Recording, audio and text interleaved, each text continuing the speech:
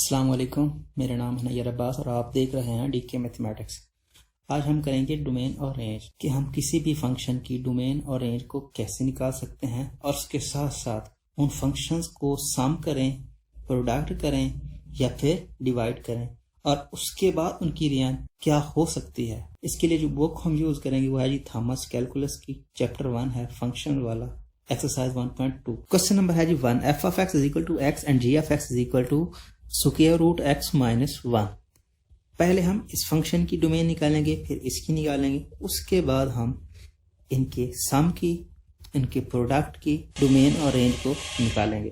तो चलें जी F of x ले लेते हैं कि f of x which is equal to x है। तो सिंपली एक्स है, डोमेन होती क्या है, वो वाली वैल्यू जो आप किसी फंक्शन में इंसर्ट करें और उसका एक फाइनाइट आंसर आए। तो एक्स की वैल्यू आप आर में रहते हुए कौन कौन सी ले सकते हैं, उसी को ही इस फंक्शन की डोमेन कहेंगे। तो ये है जी हमारे पास फंक्शन, वैल्यू हम कुछ भी ले सकते हैं आर में रहते हुए। आप 1 ले सकते हैं, आप 2 ले सकते हैं, आप 3 ले सकते हैं, आप कुछ भी ले लें, इसका आंसर जरूर आएगा। तो इसका मतलब ये हुआ इस फंक्शन की जो डोमेन है वो पूरे रियल नंबर है। यहां तक तो बात हो गई डोमेन की। अब बात करते हैं इसकी रेंज की। तो इसकी रेंज क्या हो सकती है, जैसी डोमेन होगी वैसी ही रेंज होगी। आप कुछ भी पुट करेंगे, सिंपली एक्स है, उस पर कोई असर नहीं होगा। जैसे आप पुट करेंगे वैसे ही आपको आंसर मिलेगा। अगर आप इसको एफ ऑफ एक्स को वाई के इक्वल रखते हैं तो ये क्या आएगा, जैसा आप x देंगे वैसा ही आपको y मिलेगा। अगर x की वैल्यू आप 1 रखेंगे तो y की वैल्यू सिंपली 1 आएगी, और अगर आप x की वैल्यू 2 रखते हैं तो y की वैल्यू भी 2 आएगी। मतलब ये हुआ इसकी डोमेन रियल नंबर है तो फिर इसकी रेंज भी रियल नंबर ही होगी।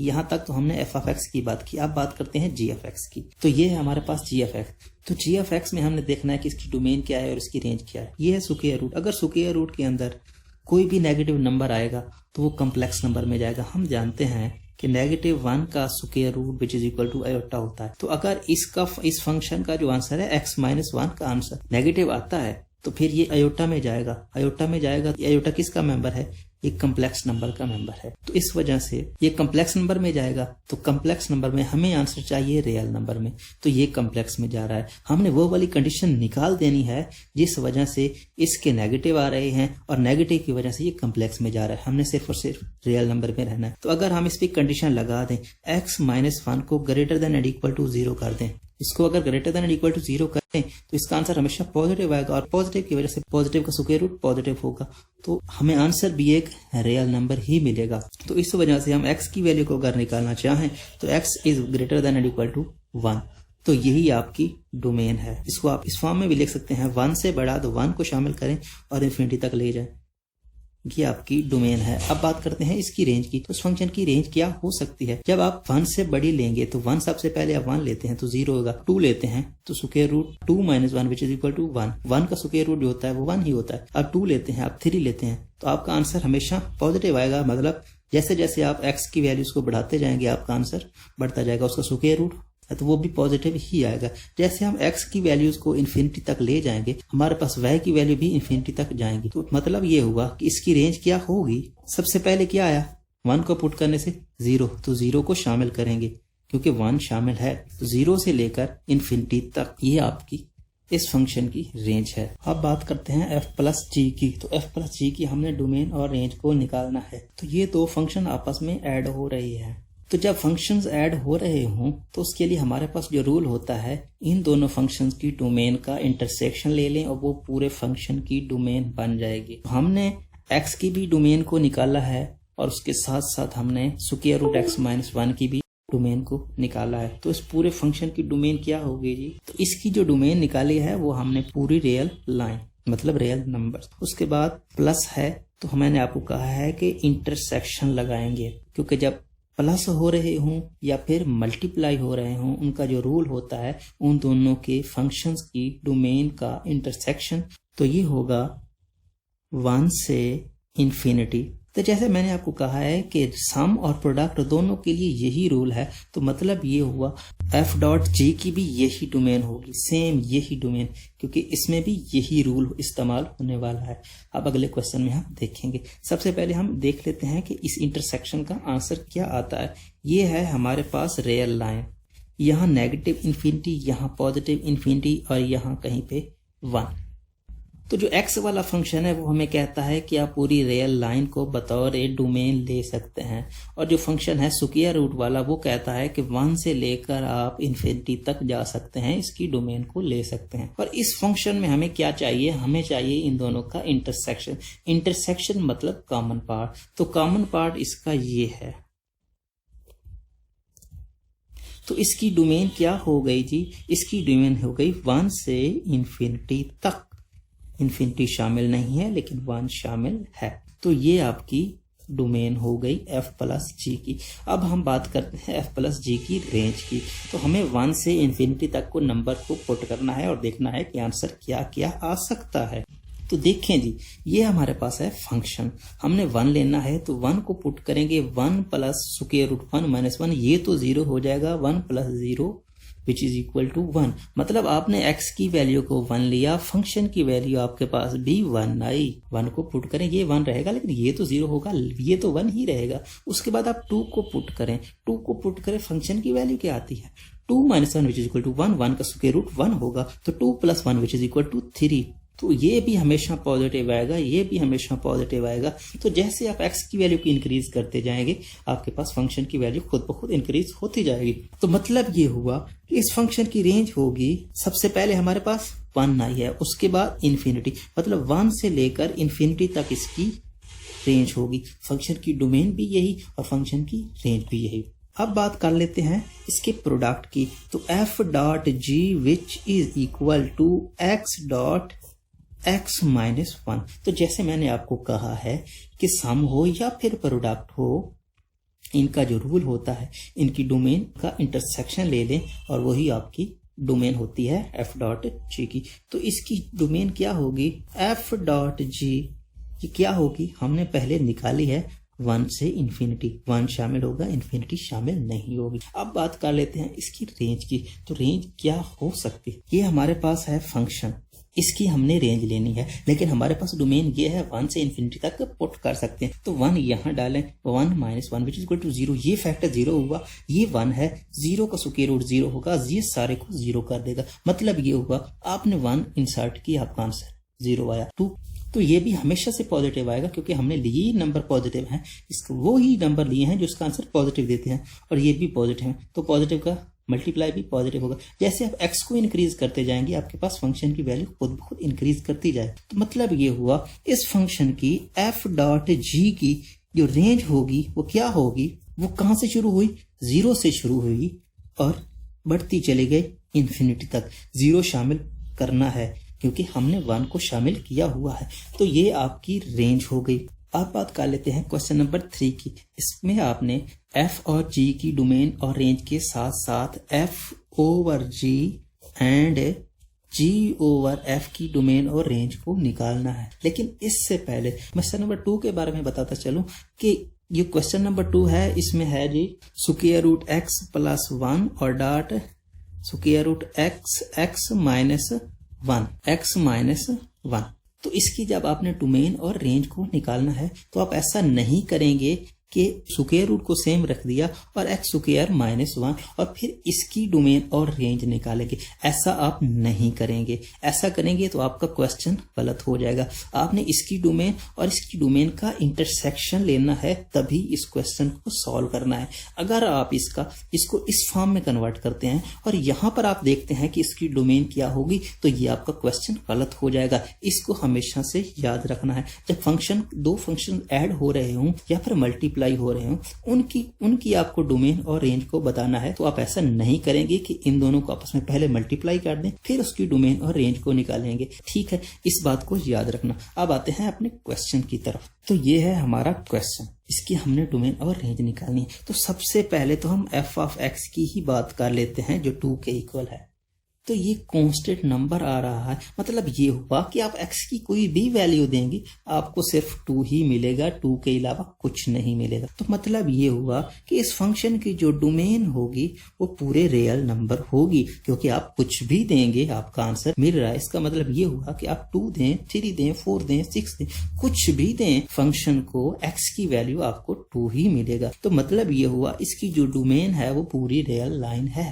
अब बात कर लेते हैं इसकी रेंज की। तो रेंज में क्या होता है, जो आउटपुट होती है उसी को रेंज कहते हैं। तो आउटपुट क्या है, सिर्फ और सिर्फ 2 है। तो मतलब ये हुआ कि सिर्फ और सिर्फ 2 ही है जो हमें बतौर आंसर मिलता है, आप कुछ भी पुट करते हैं तो ये आपकी रेंज है। ये तो हमने बात की एफ ऑफ एक्स की। अब बात करते हैं जी ऑफ एक्स की। तो जी ऑफ एक्स है जी एक्स स्क्वायर प्लस 1।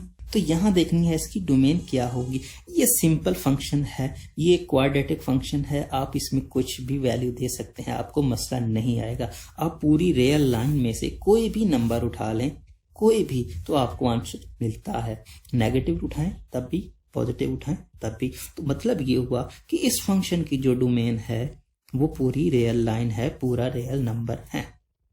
अब बात कर लेते हैं इसकी रेंज की। तो यहाँ पर अगर हमारे पास हो ये नेगेटिव इन्फिनिटी, ये पॉजिटिव इन्फिनिटी, ये नेगेटिव नंबर, ये पॉजिटिव नंबर, अगर हम नेगेटिव नंबर लें तो क्या होगा। नेगेटिव नंबर लेते हैं, कोई भी ले लें सर, -1 ले लें। -1 का square positive 1, 1 + 1 which is equal to 2। आप -1 ले लें या फिर +1 लें, आपको आंसर पॉजिटिव ही मिलेगा। आप इसमें से भी देख लें, इसमें से भी देख लें, क्योंकि स्क्वायर है, स्क्वायर पॉजिटिव कर देगा ऑटोमेटिकली। तो मतलब ये हुआ कि इसका आंसर हमेशा से ही पॉजिटिव आएगा। लेकिन देखना चाहेंगे कि वो कौन सा पॉइंट है जहां से ये शुरू हो रहा है। तो सबसे पहले हम 0 को देखेंगे, क्योंकि 0 ही वो पॉइंट है जिस पर ये फैक्टर 0 हो सकता है। आप कोई भी उठा लें, यहां से आपको 0 नहीं मिलेगा, सिर्फ 0 ही वो पॉइंट है जिसकी वजह से ये 0 देगा एक्स स्क्वायर। तो आप 0 पुट करें, 0 का स्क्वायर 0 + 1 विच इज, आपने 0 दिया, आपका आंसर 1 आया। उसके बाद आप यहां चलते जाएं या फिर इस तरफ चलते जाएं, आपका आंसर बढ़ता जाएगा। तो मतलब ये हुआ रेंज जो है वो 1 से शुरू होकर इन्फिनिटी तक जाएगी। तो डोमेन आपकी पूरे रियल लाइन है। अब रेंज है तो रेंज 1 से इन्फिनिटी तक है। 1 शामिल है, बिल्कुल शामिल है, इन्फिनिटी शामिल नहीं है, इन्फिनिटी कभी भी शामिल नहीं हो। तो ये तो बात कर ली हमने दोनों फंक्शंस की, डोमेन और रेंज के बारे में। लेकिन हमें f/g चाहिए, इसके साथ साथ हमें g/f की डोमेन और रेंज भी चाहिए। तो सबसे पहले हम f/g को देखते हैं कि वो फंक्शन होगा कैसा। तो f की वैल्यू है जी हमारे पास 2/g की वैल्यू है जी एक्स स्क्वायर प्लस 1। इसकी डोमेन पूरी रियल लाइन, सिर्फ इस फंक्शन की डोमेन, इस फंक्शन की डोमेन भी पूरी रियल लाइन है। लेकिन अगर ये फैक्टर 0 होता है तो हमारे पास फंक्शन अनडिफाइंड बन जाएगा, 2/0 which is equal to infinity. इस चीज को हमने निकालना है, क्योंकि अगर 0 आए तो फिर मसला हो सकता है ये फंक्शन इन्फिनिटी में जाएगा। तो इन्फिनिटी हमें नहीं चाहिए किसी सूरत में, हमने इन्फिनिटी को रिमूव करना है। तो हम देखेंगे कि क्या इस चीज का आंसर 0 आ सकता है या नहीं।